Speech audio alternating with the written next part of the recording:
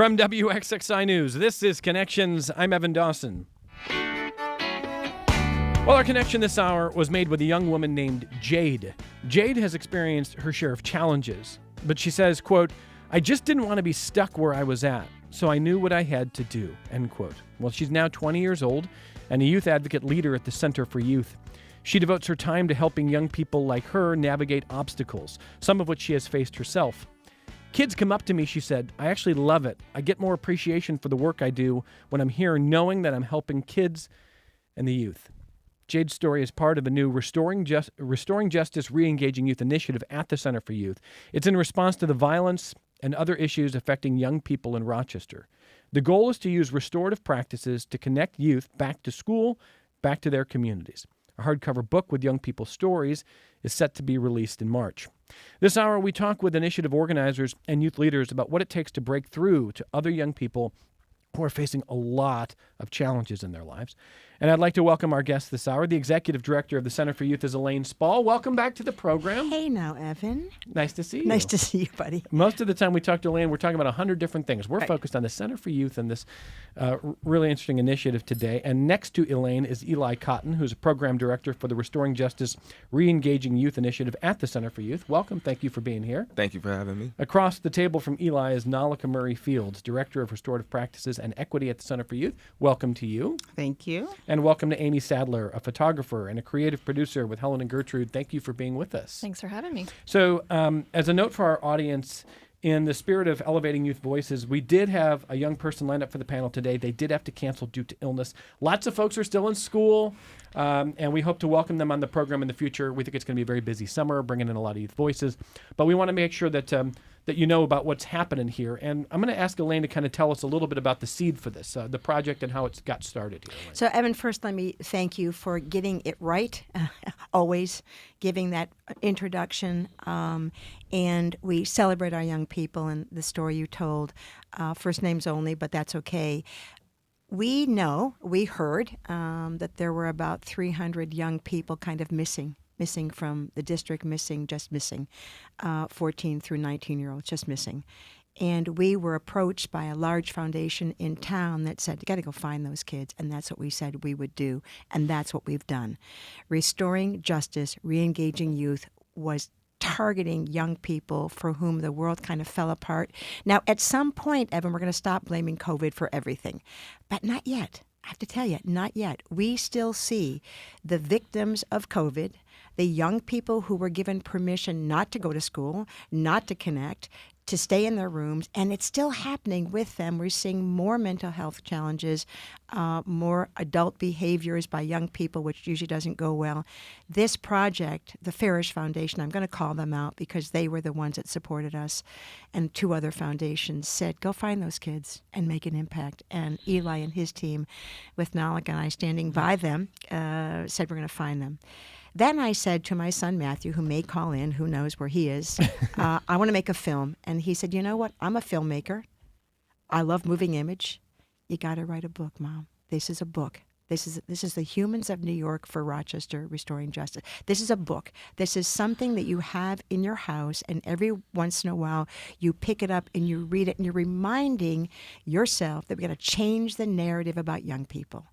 Now, we all know that some of our young kids, young ones, have behaved in troubling ways. We know that, from car theft to other kinds of behaviors.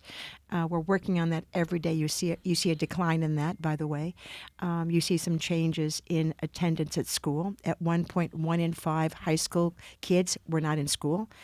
You got to reconnect. You know how we feel when people don't like us, Evan? Well, everybody likes you. Not everybody likes me, but most. I got news for you. There's plenty of people who don't like Actually, I think less people like you than me. Yeah, because I'm pretty well liked. But right. Every once in a while, you're so Evan and I adore each other. So just bear with us. Well, you know it. It's not news to these people in the audience. But when you disconnect, you're lost. And when you're 15 and you disconnect, you're really lost. So that's the seeds of this, and we'll talk more about how it's going to look and how we got all these folks pulled in, and yeah. Let me ask you one other question before I turn to your co-panelists, and this is actually, this is not a political question. This is a what have we learned in the last 5 years question. Yeah. It was a conversation that Pete Buttigieg was happening with Tim Miller on the Bulwark podcast, and Tim asked him, I mean, when you look ahead for a political party that's not winning, it's like, what have we learned? And most of the time when you ask politicians that, you get platitudes. Yeah. And the first thing Buttigieg said was, this is not meant to be political, Okay. but somehow we had to get the schools open sooner. Yeah, First thing he said. we gave permission to stop engaging in everything important. Think about, the Center for Youth never closed, by the way. We never closed for 1 minute. We couldn't close. We ran shelters. We ran nurseries. We held our own programs. Because what you view your work as is vital to the lives of people, right? Vital. You have to, and when we couldn't connect, and I'll just say a little P.S. A lot of our young women in our Safe Harbor trafficking program, anti-trafficking program, we were scared to death that they were staying in places that were unsafe because their counselors were the ones identifying behaviors that they knew. We gave people permission to isolate. That is deadly to young people. It's deadly. We are social animals. It can be deadly to young people who are doing really well. To say nothing of people who are really not doing great. And we're hearing it from parents across this community. We have at this center, we are in every school in Greece, every school in Penfield, every school in East Arundequoit, every school in the city, every school in Hilton. We're everywhere. And we're hearing it in Mount Morris, I don't even know where that is. We're hearing it in Genesee, I know where that is. Letchworth, I think I know it. This is a myth that's happening across this community, across this country, not just in the inner city. In the city, we have a density, so the violence is different, and the crowding is different, and the intensity and the poverty looks differently. We gave people permission to isolate. And people like you and me, like I am basically a social butterfly. I was stuck at home. I snuck into work, but it was really hard. And think about being 15 and not being with your friends. So if this effort is successful, what happens in this community, Elaine? I think we see more young people stepping up. We change the narrative and we start calling them youth at promise, not youth at risk. Words matter, Evan. You're a journalist. Words matter. Youth at promise. You say something to a young person, I believe in you. You see them change. Eli can tell you. Nalika can tell you. Amy's had the experience of taking their photos and the way they respond to her. It's really remarkable how little I'm going to cry right now because it's remarkable how little you have to do to make an impact on a young person's life. I say small talk, big difference. And and who knows what Pete Buttigieg's future is, but he's right. We made some big mistakes. So let me ask you, your co-panelists about this, and Eli Cotton, let me start with you here. Eli's program director for the Restoring Justice, Reengaging Youth Initiative at the Center for Youth. 300, you mentioned 300 people roughly? Right. We identified, the district identified, just in the city of Rochester, about 299 kids that they were sort of searching for. So to the extent that we are getting to know more of these stories, what are the common threads that you're seeing among those 200-300 kids, Eli? Just lack of guidance. We want to make sure that we provide our young people with guidance. One of our biggest missions is you can do more if you use less, which stands for listen, educate, and support. So listening to a young person, what are their needs? What are some of the resources that they want to seek out? Educate them. After we've heard what their needs are, how do we educate them and then also support them? We don't want to, make that choice for them. We want to provide choices for them.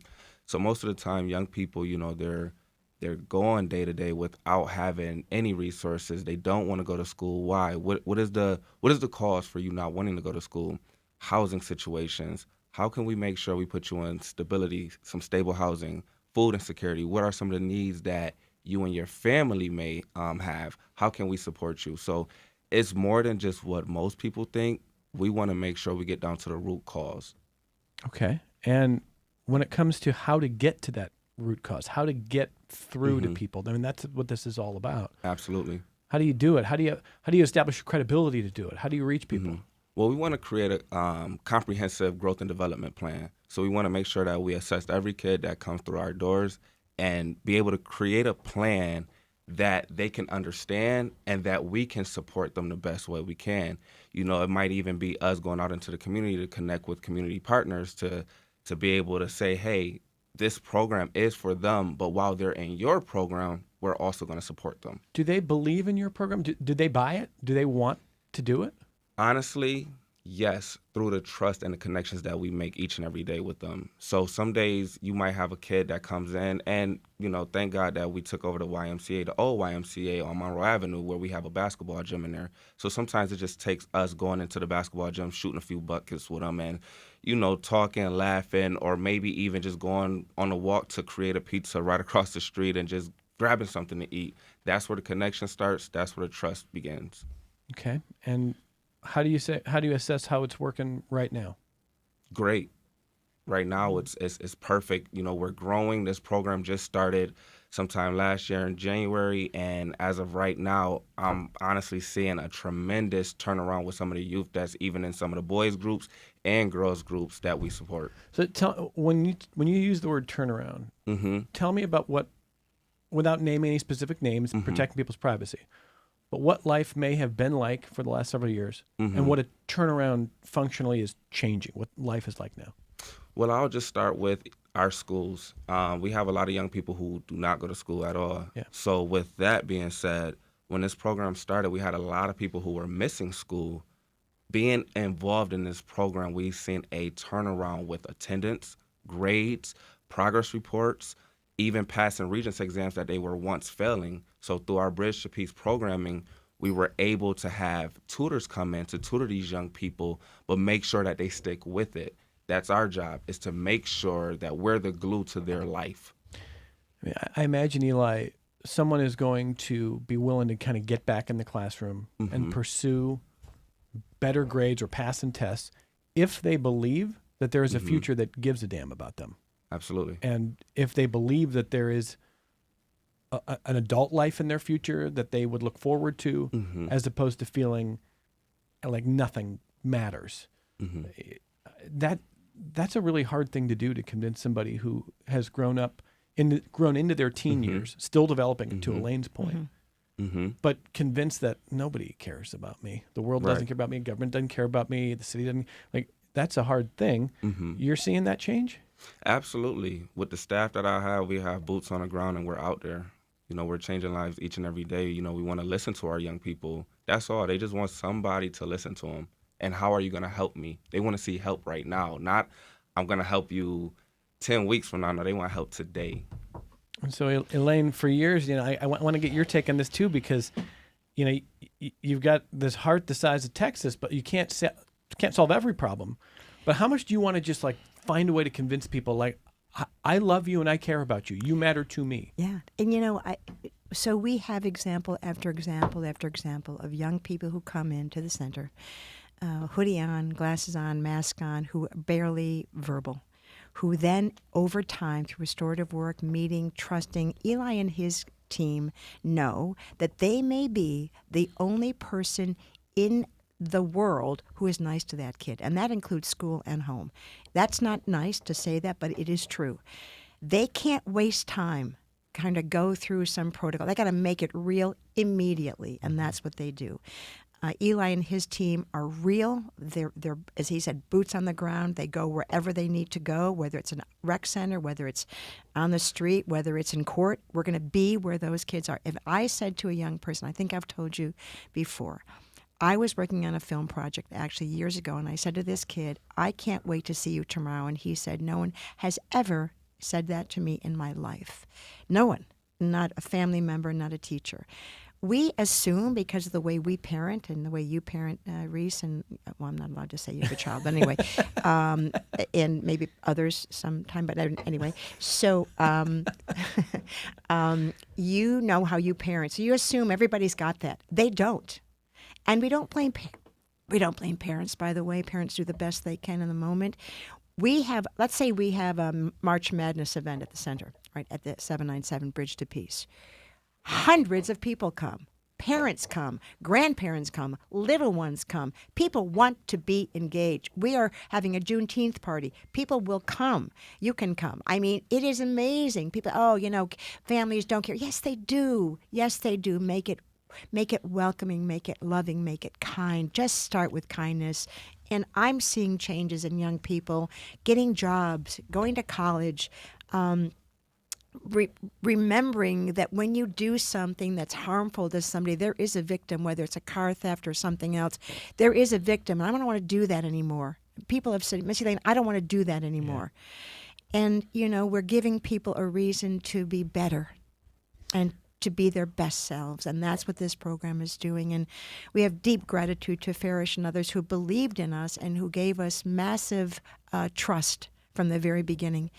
Nalika and I have been at this a long time, and certainly she's got a lot to share. She has seen young people transform before our eyes.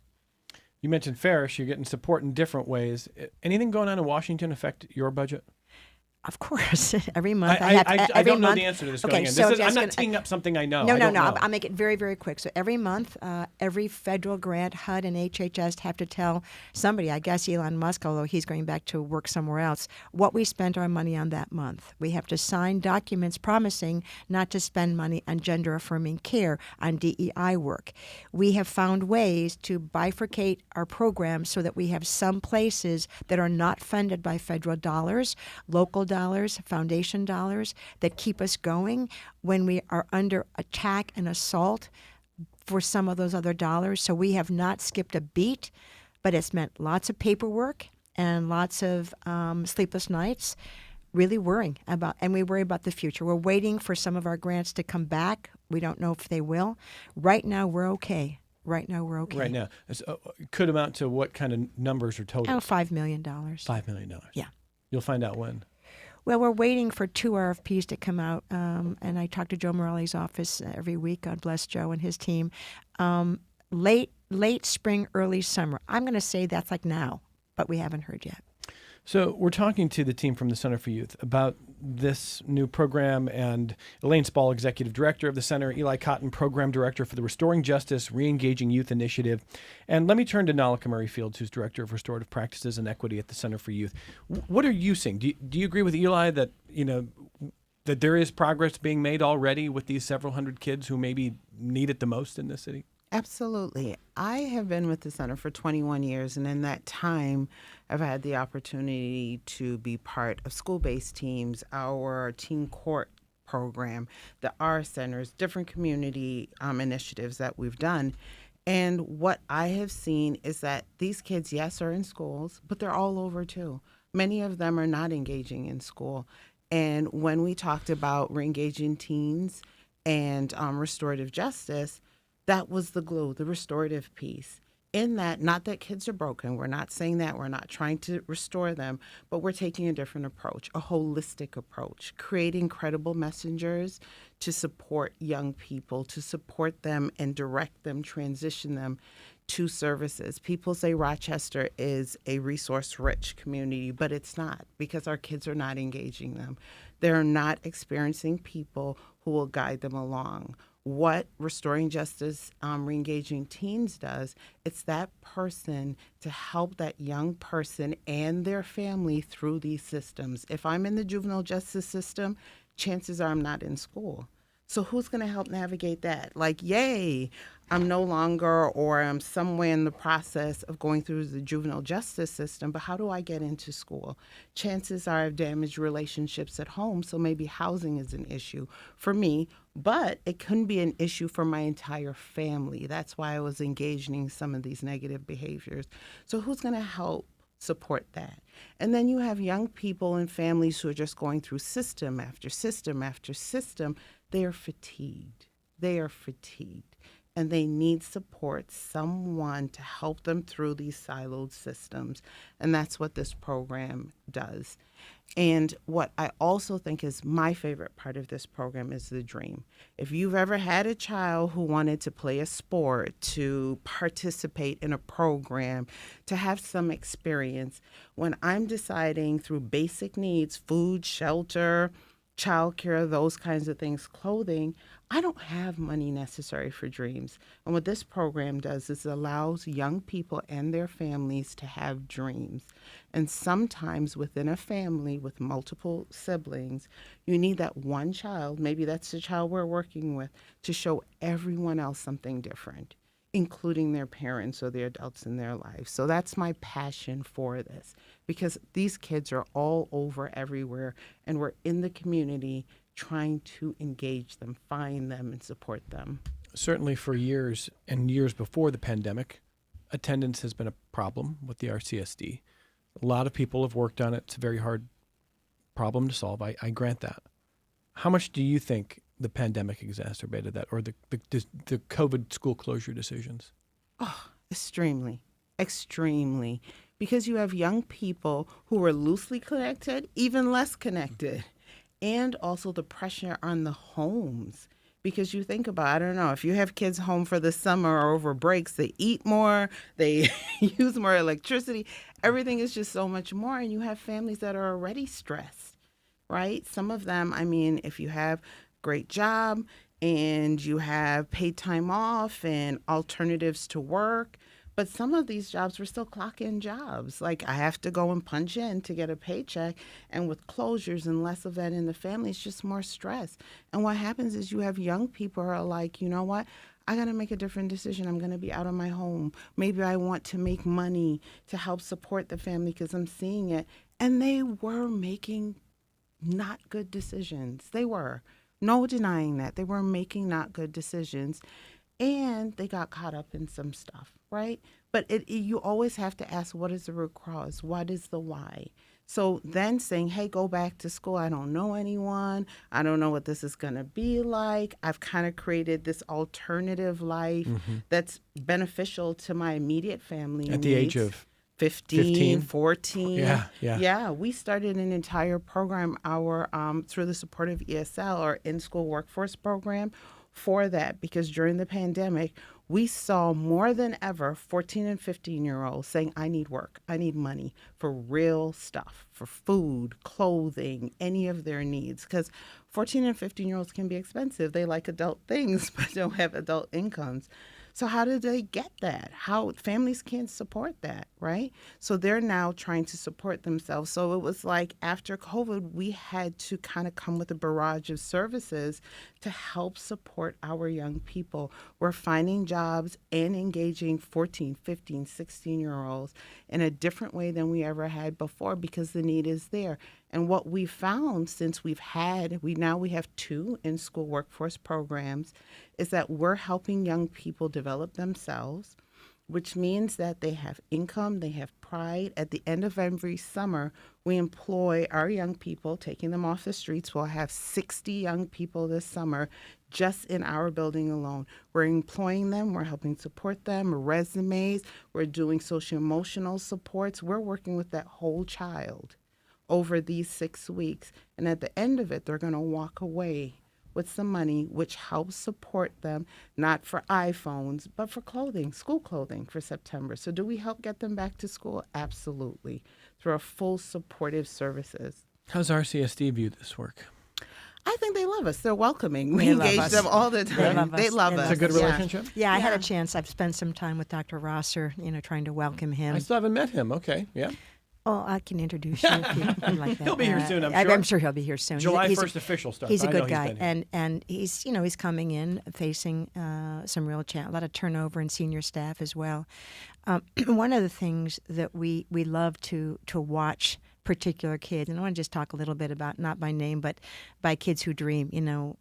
When a young person goes through the program, gets a job, is connected, is in school, and has a chance to get a driver's license, which we all take for granted, or get a car, or have a job, or end up going to college, it is magnificent. And it's happening. It's happening all around us. We have some disappointments. We have some kids that we love, and they come, and then they sort of go away, and then we just think they're going to come back. We try to find them. Something happens that makes a kid not engaged, probably not about us, but something else. We're not judgmental, but we're pretty clear about consequences too. We hold kids accountable. You can't mess up. If you're going to be working for us and you don't show up, it's not okay. So people think I'm a softie. I am the most permissive Gigi. You can no, it's true. It's absolutely true, and I'm proud of it. Bobo, if you're listening, he's 7. He should be in school. I dropped him off this morning, but it's true. But I'm not a softie with our kids. You want that structure. Yeah, you got to have structure. And when you give a young person structure, that means you care about them. If Nalika says, "Where were you? We missed you. We wanted you to be here," that means that somebody noticed they were missing. Big deal. Very big deal. So let me just ask you one follow-up, and then I want to ask Amy about her role here. How do you split the difference, Elaine, between understanding that there are kids who have gone through things that your grandchildren, your children, my kids will never experience, Right. and understanding that when you're a 4-year-old, I used to feel this way when I was a reporter for 13 WAM News, and I would cover a lot at the Hall of Justice. Mm-hmm. And I'd see a lot of kids, 3, 4, 5 years old, with these kind of blank looks, long gazes, like, why am I here? Like, what's going on?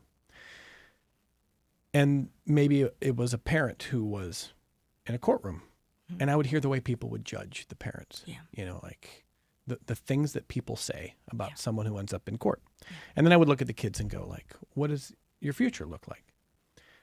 And how are you going to be judged when you're 15 or 17 or 21? And at the same time, you want to create a structure of accountability that says you are 15. You're going through a lot of change. You've been through a lot of stuff. And most of that stuff is not your fault. However, we're going to create accountability that still demands certain things. How do you split that difference with compassion that says, people are often the product of a lot of difficult circumstances. However, we need them to be accountable and to hold to certain standards. I think we try to diminish the risk and raise up the rewards.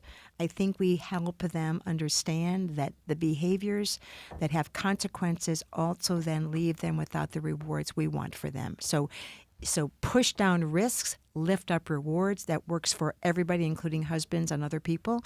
I'm sure you don't have to worry about that, but you push down the risk, take away the risk, and lift up the rewards. And the rewards may be kindness. It may be food. It may be a small paycheck. It may be taking a photo of somebody.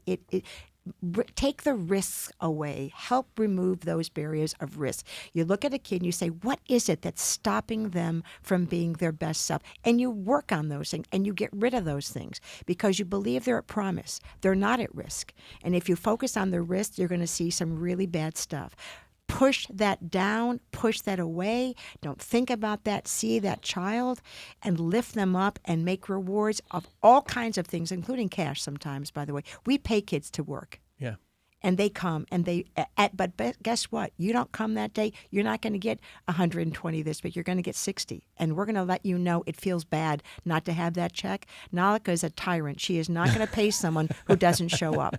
I probably would give him something. I don't know if that makes sense does. to you. But look, our own children, what are their risks? Where are they at risk? Push it down. Eliminate the risks. Eliminate the barriers. Raise up the rewards. I thought of you recently when I heard someone use a phrase I'd never heard before, but it kind of seems to fit in what you're saying, which is, I'm going to push you hard, and I'm going to react hard when you're not where you are. But I will love you harder. Yeah. I'm going to push you hard. Yeah. And I'm always going to love you even harder. Yeah. I mean, Eli is the most compassionate. Eli's been with us since he was basically his own child, 21 years old. He's 30 now. He's so fabulous. Well, you can see him because now we're on YouTube. and he represents to me the kind of leadership that has compassion and also some hard realities as well. Nalika also. Nalika has 3 sons of her own. One of them graduating this year, going off to college. That's what the right thing for him to do, honey. She's sad, but so she's raised 3 young men of color, and she knows the messages and what you have to do. I want you to know that we're not perfect. One time you said to me, "I'm waiting for you to mess up." Do you remember that? No, because yes, you did say that. I would never say that well, to you. I think you said because every time you come on, you're talking about like such great things, and you were such a good politician. You're this. I would never call anybody a good politician. You're making that up. But I think what I probably would have said is that you are extremely aspirational. Yes. and what you want to accomplish, and you set really big goals. Yeah, like this book. Holy cow. Which Who writes a book and tries to run an agency? This is crazy. well, and but we're doing it. but also reaching 300 Yeah. of the kids who Yeah. need it the most, Yeah. who it would be so easy for society just to pretend that they don't even exist anymore. Yeah. And that's almost what they expect of society. Yeah. Yeah. So, so we're late for our only break. We're going to talk to Amy Sadler on the other side about her role as a photographer and creative producer at Helen and Gertrude. We're going to talk about this book, and I want to hear from Nalika and Eli too about this idea of pushing someone hard and loving them harder, and how you do that, whether it's your sons or it's kids at the center or anyone you encounter. We're talking about what the Center for Youth is doing with the Restoring Justice Reengaging Youth Initiative, and we'll come right back on Connections. This is Connections. I'm Evan Dawson, and I want to bring in Amy Sadler, a photographer and creative producer. And I'm looking at some of the pages I think that are already done for the book here, some of the stories here. There's a couple of them. But what's your role here, Amy? Yeah, so I was brought into this project through a conversation with Matt Spall, who was kind of the brainchild of the book. And that conversation was sparked by talking about what we love about capturing people and human stories, so that being photography for me. I have loved portraiture since I first went to RIT.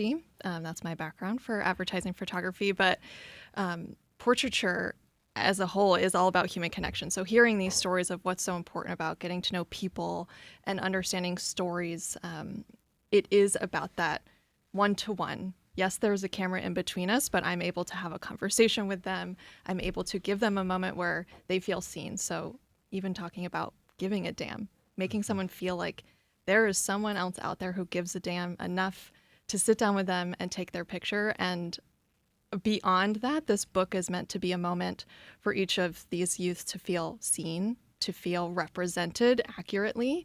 So I'm not telling them to be a certain way. I'm not telling them how to pose. It's making sure they get to know me, they're comfortable, and this is their moment. It's whatever they want it to be, highlighting, jewelry that's meaningful to them, highlighting a sport. So there's a lot of the boys who are into basketball, as Eli knows. Right. So it's meant to be a foundation where you can see them for who they are, the people that's behind when we talk about youth. Who are they? And not necessarily just rooted in their needs. It's a moment for them. And this book the goal is to transcend the big picture and actually get into the weeds of who they are and the work that the center is doing. So that expands past the youth themselves. I've also done portraits of the staff and the youth leaders, hopefully coming to Juneteenth, to kind of capture some of these moments that show what the center is all about. Because this book is for restoring justice, but we want it to have a long shelf life. It should be meaningful for forever. And honestly, I'm a little blip on the map of the center, and I'm honored to be a part of this project and get kind of into the weeds with you all and be surrounded by such passionate people. But my role is very small, and it's kind of meant to be. I'm there to capture, I'm there to document, and kind of step aside so that, the beauty and the work is what gets highlighted. Well, I think part of what you're describing is when kids finally actually feel seen and feel like, wow, like someone is noticing me. Someone's taken the time to actually try to create something cool about me. And as a youth sports coach myself, one thing I have not liked in the culture that I'm getting a little bit more ambivalent about, I used to be very negative. I'm still pretty negative. There's a lot of these kids will put out, or sometimes parents will put out these sizzle reels of these kids age 9, 10, 11, set to music, and they're bat flipping and they're taunting people. And I'm like, what are we doing? But I had a conversation recently with someone who said, look, sometimes kids are making that themselves because no one else is noticing them. Mm-hmm. No one sees them. This is their chance to finally use tech to feel a little bit seen. So when you talk about basketball, kids have different outlets, but if they never feel seen, don't be surprised when they want to be a little brash, and you're probably doing something amazing for them. Absolutely. And social media as a whole is definitely, and having, cameras on our phones everywhere we go, they're everywhere, and it's not the same as having a photographer who's there for you to capture you one-on-one. I think that it transcends what they're after even on social media, which is a persona And what I'm after is, who are you really? Oh, that's a whole other hour. That's really good. That's really good. I mean, social media is a performance. It is a persona. Yes. It is a carefully curated set of ideas about who you want the world to think that you are for different reasons.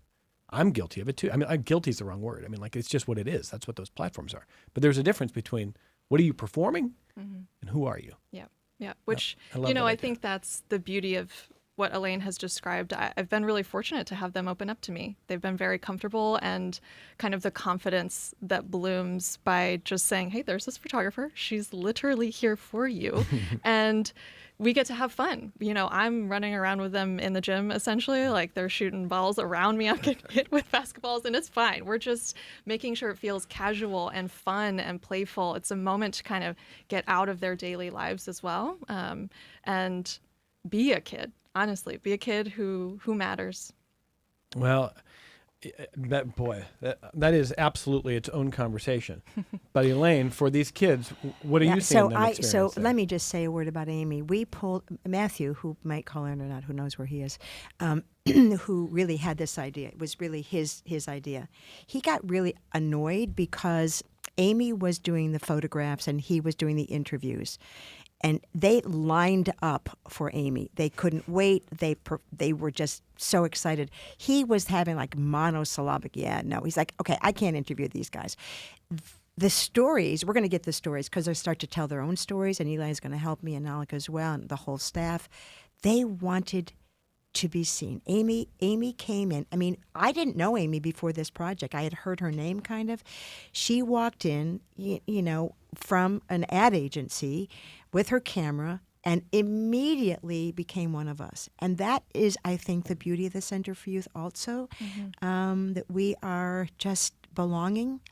And Amy has been able to spend, it's her own time, donated time from her company has offered her time to do this. It's a big deal. And most people are transactional. I'm going to cry again. Are transactional. What's in it for me? Amy never asked, am I going to get a credit for this? Am I going to get how much is, I need to pay for film? She's not asked for anything, and she's getting her own time. That's what the world needs. They need more Amy Sadlers. They need more Nalik and Eli's. They need more Evan Dawsons. They certainly need more Megan Max. But I'm just saying that we are surrounded by a spirit of generosity despite the despair. We have a lot of despair. We lose kids. I mean, our kids die on the streets. We've lost another kid last year, or they're shot on the streets. And we're trying to put an elevator in our building so our kids in wheelchairs can come up and be with us. We have a lot of despair. The world is not always rosy. Sometimes I come and I'm all aspirational. We have sadness because we have losses as well.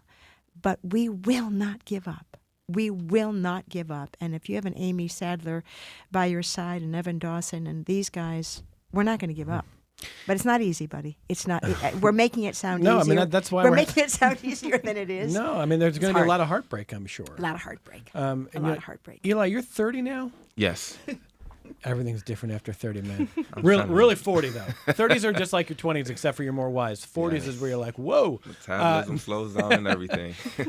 How old were you when you felt like you could talk about these hard things in the way that you're doing now? Because you're 30 years old. You are able to talk to people about really challenging things. You're able to recognize how to give someone space to open up and not press them and not make them feel interrogated, but just able to express themselves. That is not something that we come right out of the womb with. That takes time. Yeah. Were you like that as a teenager? No, not at all. I think I was just in high school. I was definitely one of the ones that spoke life into somebody. So when I graduated high school, I wanted to become what I needed growing up to these young people. Which is what? A mentor, a big brother. Sometimes you're even a dad. Sometimes you just whatever. Sometimes you're their hero, just somebody to talk to. Did you have that growing up? I had a few mentors, absolutely. I didn't always listen, but I mean, who listens at 14, 15, and 16? You think you know everything, and thank God that they stuck around, and they definitely seen potential in me. So now I'm able to give that back to the youth. When you think about a 14, 15, 16-year-old who doesn't have that, what's the difference in that fork in the road in their lives where, you see it, but what's going to intervene and convince them that they can invest and that they can be open and trusting of that mentor? Because without that, I mean, there's Elaine just talked about some of the really awful things. I mean, the heartbreak that can happen in the city. How do you get a 14, 15, 16-year-old who's never had a mentor to say, all right, Eli's it, or whoever is it, like that Elaine is it, like the Center for Youth is it? Consistency. And the reason why I say consistency is because we started a boys group. It was like a branch off of the RJ program, and we wanted to definitely dial in on some of the youth who needed more wraparound services.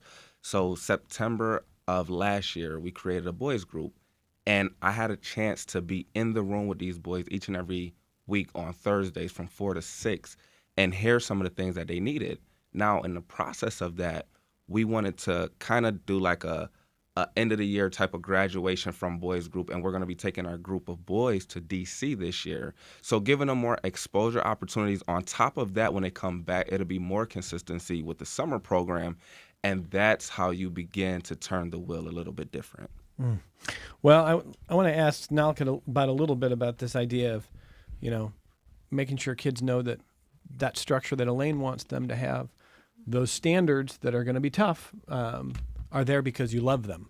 And kids at all ages, no matter their circumstances, sometimes don't want to follow the rules. They don't want to show up on time.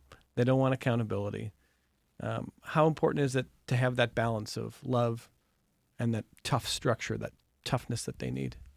So to answer this question, I feel like I kind of have to talk a little bit about the beginning or origins of our Bridge to Peace program. That's at 797 Monroe Avenue.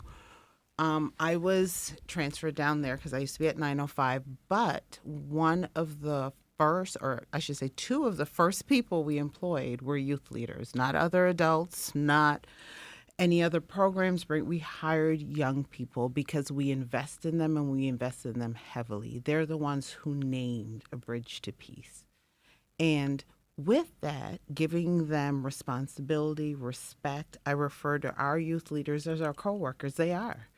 When we have holiday celebrations, holiday bonuses, they're there with us. But with that, we treat them as coworkers.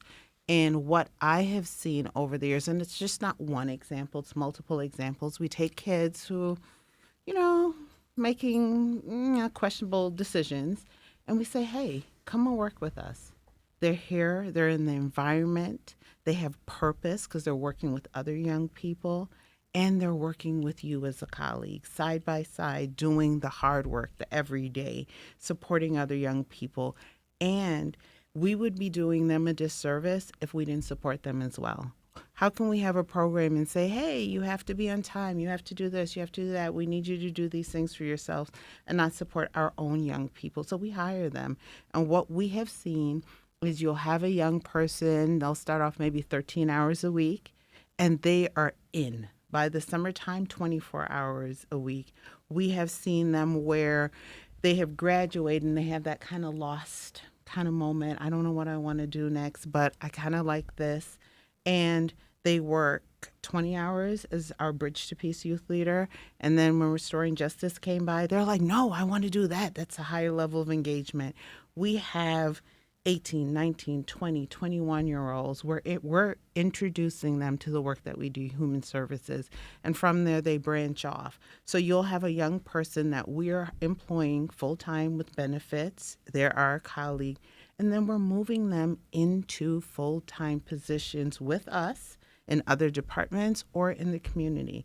In my mind, that's investment. We are saying, hey, we believe in you. It doesn't matter what happened before you came to us, but we see your potential and we get them there. And it's okay because we say we love them and they leave us. That's okay. That's what you want to do. That's good parenting, right? You love them and you let them go, even though it's a little hard for me this year, but love them and let them go. And that's what we do with our young people. And those who go from, you say, 13 hours a week up to 24 and they're making that jump, what percentage would you say actually kind of go on that path where they're taking that that training, that structure, that work, and they want to keep moving it? So I'll tell you right now, we employ 13 young people as youth leaders that work with us currently. Of that, I'll tell you how it's even bigger than just employing them here at the center. All of our youth leaders are graduating, all of them. That is, when you compare it across the board, and they're from different districts, they're all graduating with a plan. That is significant. So I would say 100% of our kids have direction when they're done with us. They really know, this is what I want to do, this is where I want to go. And we'll help support them get there. Some go into trades, some work in human services, some go off to college, some go to we actually have one going off to the military this year. So our kids are successful, they're growing it, and they're investing in it.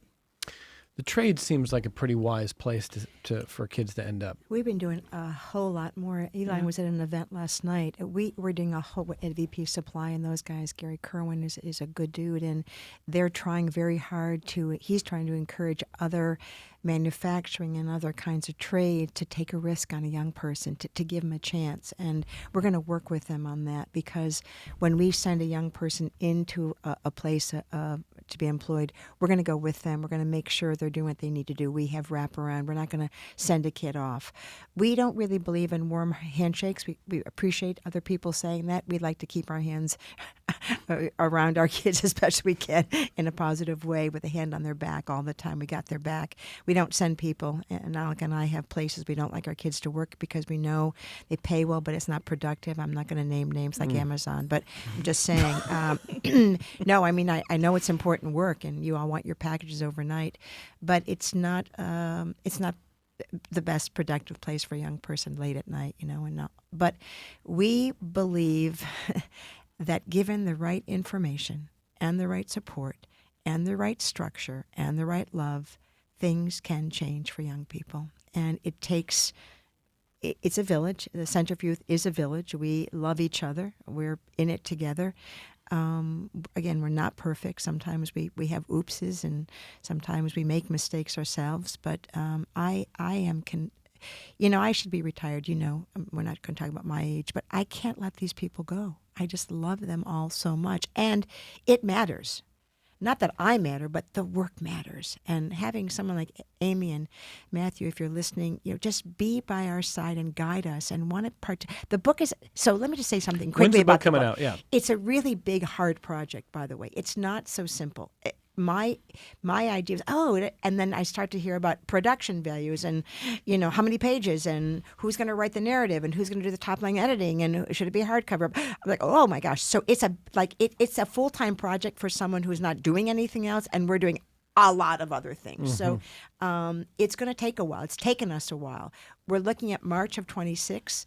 We've been talking to RIT Press and some other folks to try to help us. But, we're going to pull this off, and we're going to give you a copy. I'm going to give you a copy. I'm going to have some of the kids sign a copy for you. You have stood by the center. And we are in a sacred space. There's no question about it. Eli, Nalika, Amy, and I, we're in a sacred space. And we're grateful for that space. Eli, briefly, what do you think about the trades for a future for some of these kids? Trades are important. I do a trade school visit every month with young people, get them exposed to it. Why not? Listeners know that I can't go an hour without saying, like, oh boy, the world's really changing with AI.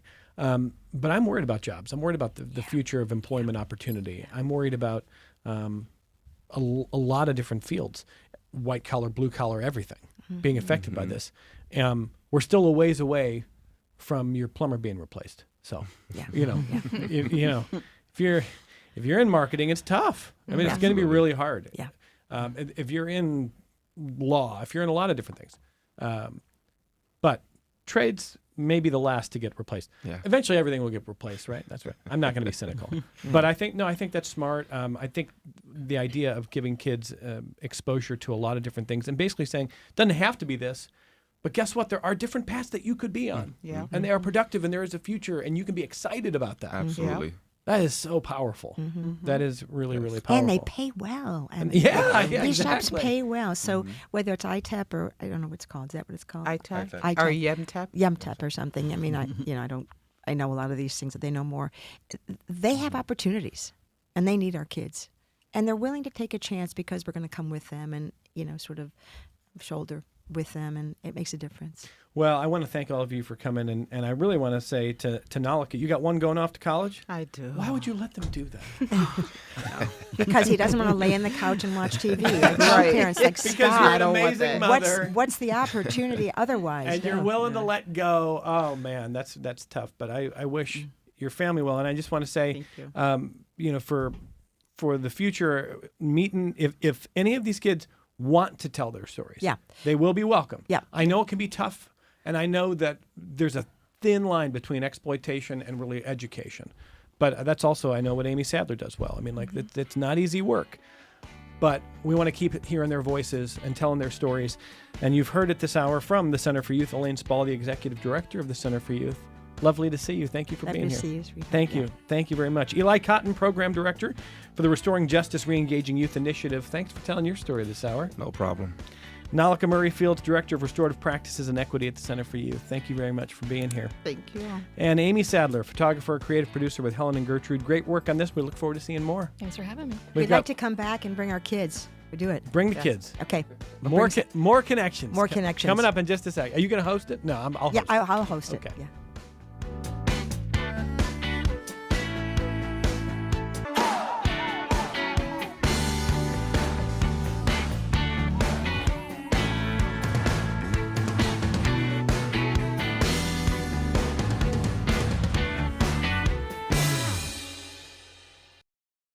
This program is a production of WXXI Public Radio.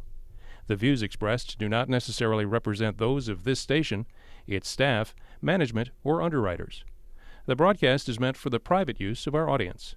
Any rebroadcast or use in another medium without expressed written consent of WXXI is strictly prohibited. Connections with Evan Dawson is available as a podcast. Just click on the Connections link at WXXInews.org.